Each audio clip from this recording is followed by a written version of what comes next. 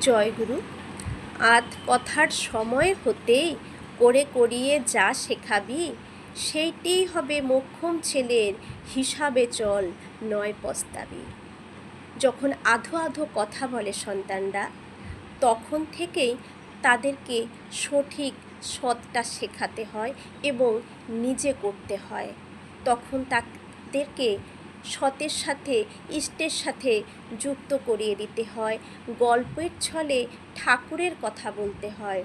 তাদের সাথে সর্বদা ঠাকুর এটা করতেন, ঠাকুর এটা করতে বলেছেন, আচার্যদেব উনি তখন থেকে চিনিয়ে পড়িয়ে নিতে হয় এবং সব সময় ঠাকুর যা বলেছেন ঠাকুরের কথাগুলোই ওদের সাথে আলোচনা করতে হয় গল্প করার মতন।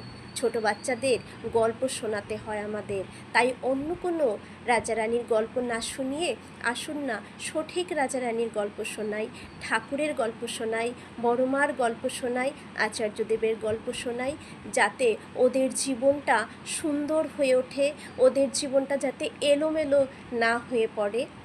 এটা তো মায়েদেরই কর্তব্য, আমরা এটাই যেন সকল সন্তানের সাথে করতে পারি। জয়গুরু।